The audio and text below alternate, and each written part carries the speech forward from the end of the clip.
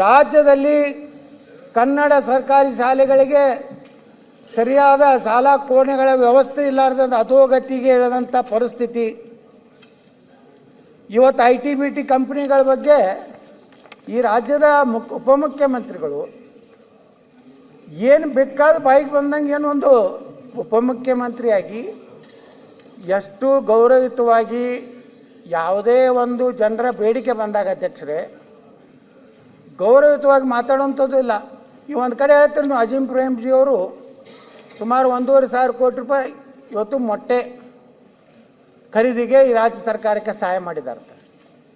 ಅವರಿಗೆ ನೀವು ಹೇಳ್ತೀರಿ ಕಿರಣ್ ಮಜುಮ್ದಾರ್ ಅವ್ರಿಗೆ ಏನು ಮೋಹನ್ ದಾಸ್ ಪೈ ಅವರಿಗೆ ಹುಷಾರ್, ಭಾಳ ಮಾತಾಡಿದ್ರೆ ಕಿತ್ಕೊಂಡು ಹೋಗ್ತಿದ್ರು. ಹೋಗಿ ಯಾವುದೋ ಒಂದು ಬಡಾವಣೆಯವರು ನೀರು ಬಿಡಿದ್ರೆ ನನಗೆ ಗೊತ್ತಿದೆ ಇದೆಲ್ಲ ನನ್ನ ಮುಂದೆ ಆಟ ನಡೆಯೋದಿಲ್ಲ, ಗುತ್ತಿಗೆದಾರರಿಗೆ ಬೆದರಿಕೆ.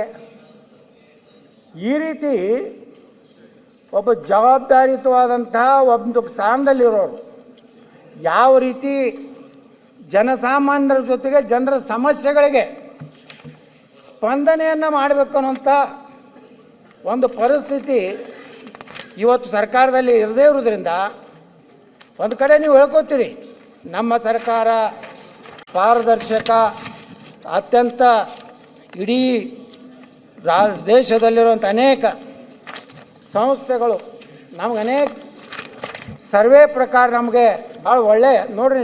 ಮೊದಲೇ ಪ್ಯಾರಾದಲ್ಲಿ ಹೇಳ್ತಾರೆ, ಮಾನ್ಯ ರಾಜ್ಯಪಾಲರು ಹೇಳ್ತಾರೆ, ನನ್ನ ಸರ್ಕಾರವು ಅಭಿವೃದ್ಧಿ, ಜನಸ್ನೇಹಿ ಆಡಳಿತ, ಕಾನೂನು ಮತ್ತು ಸುವ್ಯವಸ್ಥೆ ಮುಂತಾದವುಗಳಲ್ಲಿ ಅಭೂತಪೂರ್ವ ಸಾಧನೆಗಳನ್ನು ಮಾಡುತ್ತಿದೆ.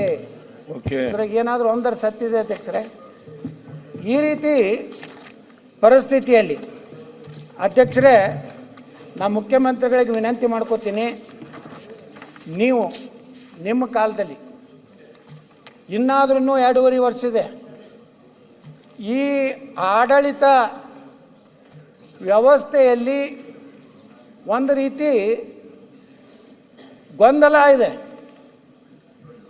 ನವೆಂಬರ್ ಕ್ರಾಂತಿಯೋ, ಡಿಸೆಂಬರ್ ಕ್ರಾಂತಿಯೋ, ಜನವರಿ ಕ್ರಾಂತಿಯೋ, ಯಾವ ಕ್ರಾಂತಿ ಆಗ್ತಿತ್ತೋ ಅಥವಾ ಇಲ್ಲೋ, ಇಲ್ಲಾಂದರೆ ಇದೇ ಮುಖ್ಯಮಂತ್ರಿಗಳು 5 ವರ್ಷ ಪೂರ್ತಿ ಮುಗಿಸ್ತಾರೆ ಅನ್ನೋಂಥದ್ದು ಈ ರಾಜ್ಯದ ಜನರಿಗೆ ಸಂದೇಶ ಹೋದರೆ, ಈ ರಾಜ್ಯದ ಅಧಿಕಾರಿಗಳಿಗೆ ಸಂದೇಶ ಹೋದರೆ ಮಾತ್ರ ಆಡಳಿತದಲ್ಲ ಏನು ಕುಸಿತ ಆಗಿದೆ.